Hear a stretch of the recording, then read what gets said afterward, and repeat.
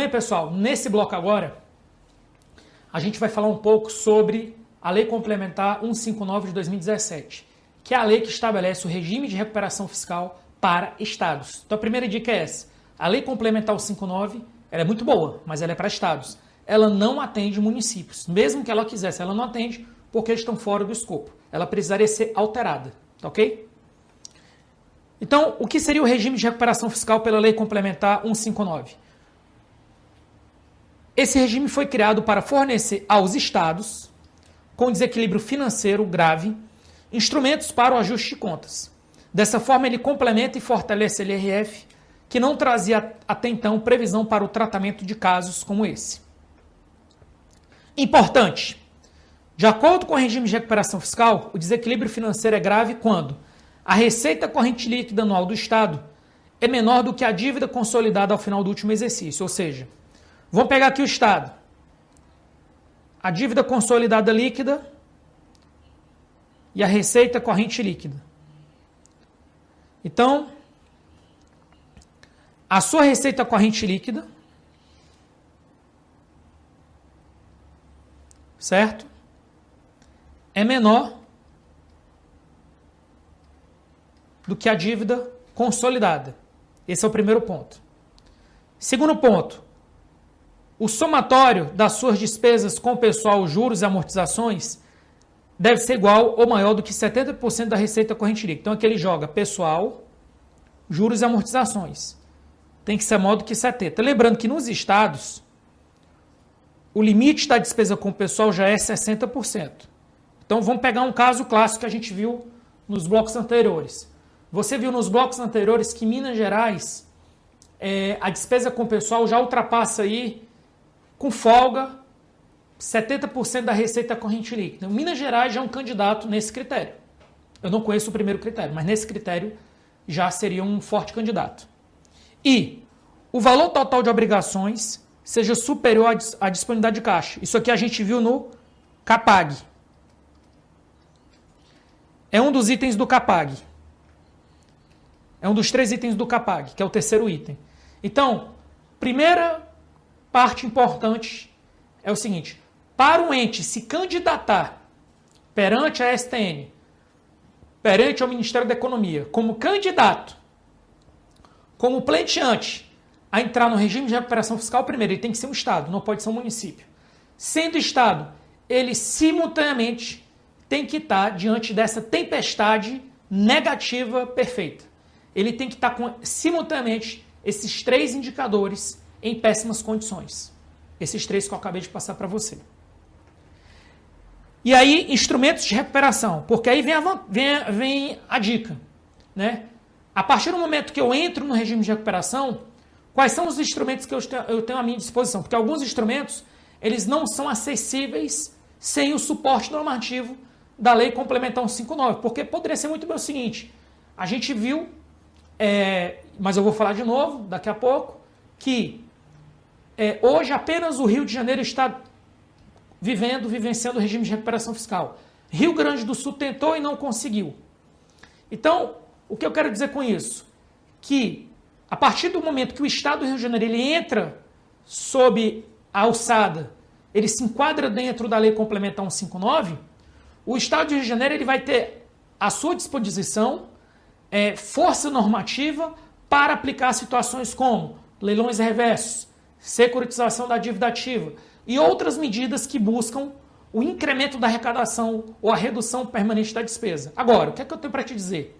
Pode ser que um ente, um município, ele não vai conseguir pleitear o que está na Lei Complementar 159, mas ele, que é um dos objetivos desse curso, independente dele estar numa situação totalmente crítica, mas ele não precisa chegar numa situação crítica, um Estado, para entrar no regime de recuperação fiscal. Ele pode pegar algumas medidas aqui, que a gente vai apresentar no bloco 3, e implementar independente de regime de recuperação fiscal. A mesma coisa vale para os municípios.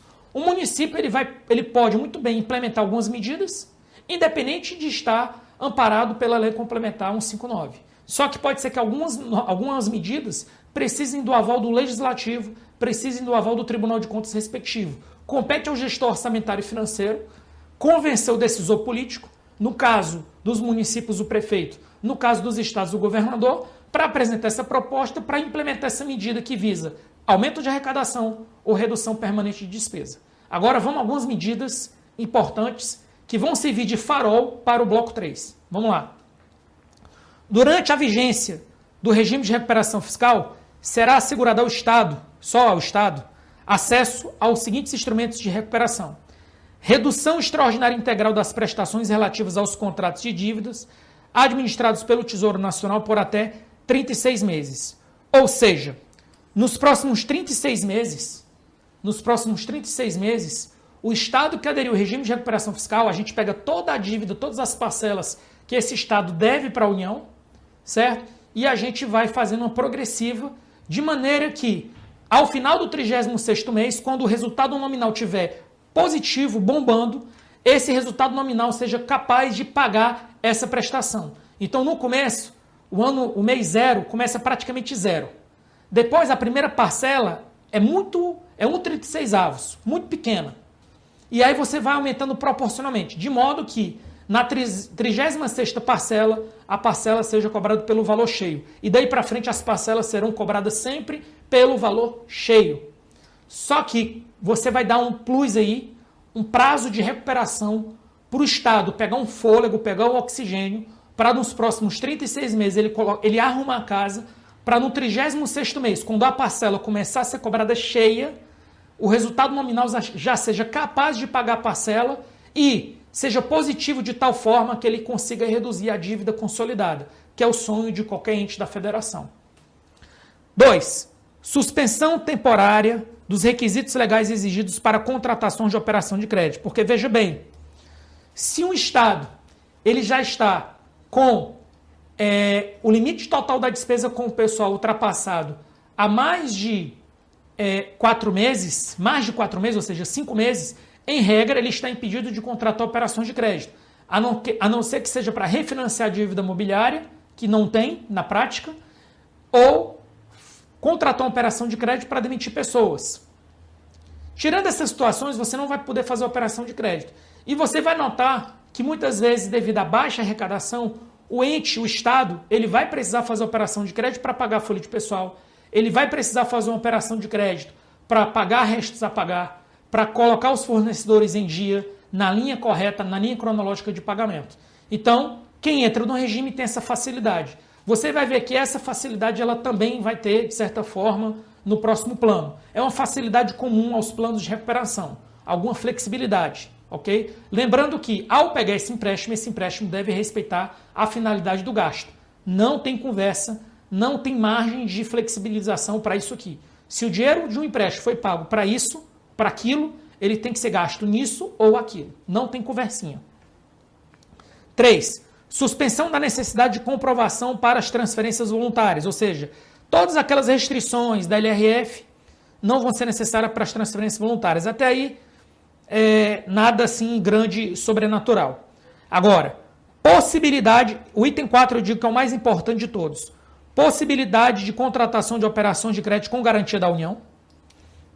E aí eu pergunto para você o seguinte: se eu sou o Estado e eu vou fazer uma nova operação de crédito dentro do regime de recuperação fiscal, e o banco, sabendo que a União garante aquele empréstimo, o banco me cobra uma taxa muito superior à taxa que ele cobra da União, se eu sou gestor financeiro, eu pulo fora.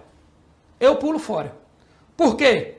Aquele empréstimo ele vai ser garantido pela União. Então, se o empréstimo é garantido pela União, por que o banco está me cobrando uma taxa maior do que ele cobraria pela União? Então, o que é que eu digo como lição aprendida? É preciso que os gestores financeiros tenham pulso, tenham sangue frio, para, no momento da dificuldade, ter a consciência, ter a força para dizer não. Então, a situação é grave, você precisa do empréstimo para ontem, mas se a taxa não for vantajosa, principalmente empréstimos que são garantidos pela União, é melhor recomeçar o processo do zero. Ninguém está desesperado. Está, mas você não precisa parecer desesperado. Essa é uma das principais lições aprendidas relacionada a esse tópico aqui. Vamos continuar. Voltadas para desligamento voluntário de pessoal. Então, você vai poder contratar operação de crédito para demitir servidores. você vai poder fazer a operação de crédito para financiar a auditoria do sistema de processamento da folha. Você vai poder fazer a operação de crédito para leilões de pagamento. Leilões de pagamento, que seria o leilão reverso, ele é muito bonito. A gente vai falar ele no bloco 3. Ele é muito bonito, mas de difícil aplicação.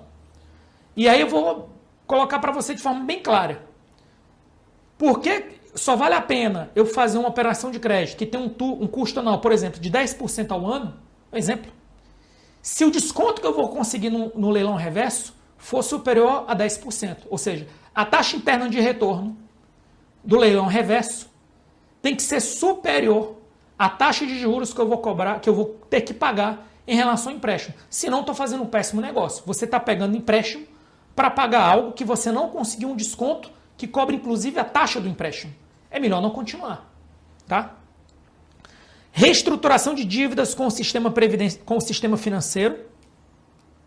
É importante reestruturar. Modernização fazendária e antecipação de receita de privatização de empresas. Então você está vendo que a Lei Complementar 159, certo? Ela abre aqui um leque de infinitas possibilidades para aplicação de operação de crédito. Só que eu quero pegar o que eu estou falando agora com o que a gente já viu antes. Preste atenção. Se eu vou fazer uma operação de crédito e eu vou pagar despesa com o pessoal, o que você já aprendeu? Você não vai conseguir pegar essa operação de crédito com o banco público. Não dá. Você vai ter que pegar com o banco privado. Então, você já vai reduzir a concorrência. Exige ainda mais sangue frio, paciência, cautela do gestor financeiro por essa operação. Se você vai pegar operação de crédito para pagar inativos, mesma regra. Aí, se você vai pegar operação de crédito para pagar leilões de pagamento, aí depende. Você vai pagar fornecedores que forneceram material, despesa com pessoal, ou você vai pagar fornecedores de despesa corrente? Porque talvez você tenha que fazer 2 operações de crédito. Você pode fazer até uma. Mas talvez seja bom você fazer 2, uma para despesa corrente e outra para despesa com pessoal, para sentir se tem uma variação grande na taxa. Lembrando que esses empréstimos são todos garantidos pela União. Então não se admite, não deveria se admitir que o banco cobrasse uma taxa muito superior a que ele cobraria se ele estivesse pegando empréstimo com a própria União, já que a União está garantindo aquele empréstimo. Já que se o Estado não honrar o compromisso, a União vai entrar cobrindo aquele valor. A lei complementar, isso aqui são as formas, os instrumentos de recuperação, que a gente vai falar um pouco no bloco 3. Um pouco não, bastante no bloco 3. Agora vamos às vedações. Quem adere a esse regime sofre algumas restrições. Fica impedido de conceder reajuste de servidores, empregados públicos e militares, além da revisão geral anual da Constituição Federal. Fica impedido de criar cargos, emprego ou função, que implica aumento de despesa. Fica impedido de alterar a estrutura de carreira, que implica aumento de despesa. Você vai notar que esses 3 primeiros itens, são repetições do que está na LRF quando se ultrapassa o limite prudencial. 4. Admissão ou contratação de pessoal, ressalvadas as reposições de cargos de chefia e direção que não acarretem aumento de despesa com pessoal e as decorrentes de vacância de carga efetiva ou vitalícia. Então, isso aqui é importante. Ó. Você vai notar que o item 4 aqui da Lei Complementar 159 ele é mais brando em relação à LRF. Porque na LRF você só pode repor nas áreas de saúde, educação e segurança pública. Aqui é o seguinte, eu tinha 10 servidores na área de cultura. Os 10 se aposentaram. Eu posso repor? Pode. Eu tinha 5 servidores na área de infraestrutura. Eles se aposentaram. Eu posso repor? Pode. Porque eram cargos efetivos. Realização de concurso público, ressalvadas as reposições de vacância. Ou seja, não é que quem entra no regime não vai poder fazer mais concurso, mas os concursos serão apenas para repor em virtude das vacâncias.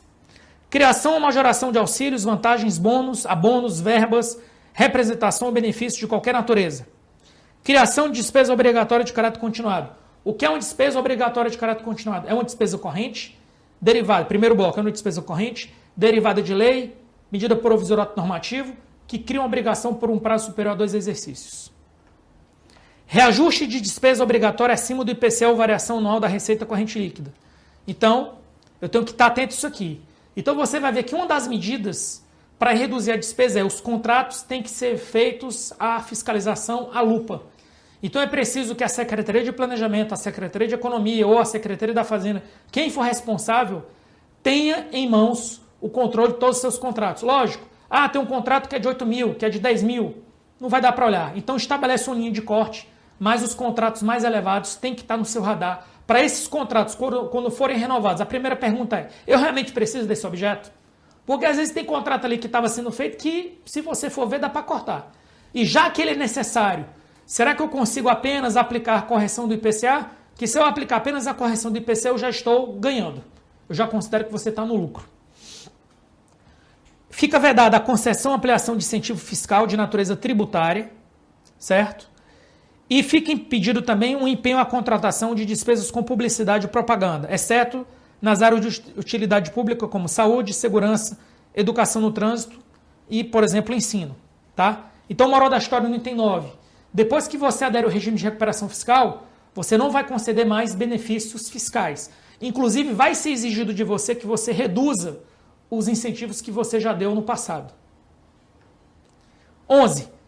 Fica vedada a celebração de convênio, acordo ou ajuste ou outros instrumentos que envolvam transferência para outros entes federativos ou para organizações da sociedade civil. Ou seja, se o dinheiro está pouco, não faz sentido ou está, em regra, fazendo convênios com ONGs, com outros estados, com outros municípios. Eu tenho que cuidar da minha vida. Eu tenho que me salvar primeiro. É o que está dizendo aqui nesse item 11. E você não pode contratar operações de crédito que não estejam previstas no plano de recuperação fiscal. Então, uma vez que o ente entrou no plano de recuperação fiscal, à luz da Lei Complementar 59, ele não tem que ficar, mas eu queria aproveitar agora a oportunidade para incluir essa operação. Então é o seguinte, eu digo para um eventual estado que pretenda entrar no regime de recuperação fiscal, negocie e coloque todas as operações que você precisa, justifique e formalize. Dica, formalize. Porque o que você queria pedir e não pediu, não adianta você pedir depois, porque não será concedido a você, porque está fora do regime de recuperação fiscal. Realização de saques em conta de depósitos judiciais, porque olha a ideia. Como é que eu vou tirar dinheiro da conta que é para pagar precatórios relacionados a depósitos judiciais? Não pode. Eu vou estar comprometendo o pagamento dos precatórios, certo? E proposição ou manutenção de ação judicial que discuta dívida ou contrato da dívida com a União administrada pela Secretaria do Tesouro Nacional. Ou seja, moral da história, antes de entrar no regime de recuperação fiscal, leia todos os contratos que você tem com bancos públicos. Faça simulações. Se eu abrir mão dessas ações judiciais contra a União e contra os bancos que representam a União, quais serão as consequências em termos de multas e juros? Já que eu estava pagando parcelado e um valor menor, e agora vão querer que eu cubra o valor maior. E ao cobrir o valor maior, será que só vão cobrir o valor maior? Ou vão considerar que eu nunca paguei em dia e inclusive vão cobrar juros e multas? Que aí a coisa fica complicada, né? A recuperação fica mais difícil. Não fica impossível, mas fica mais difícil. Então é importante que você considere todas essas variáveis logo no início das projeções. Importante, apenas o Estado do Rio de Janeiro está no regime e o Estado do Rio Grande do Sul tentou aderir sem sucesso. Ok, pessoal? Então, fiquem com Deus. Até a próxima aula.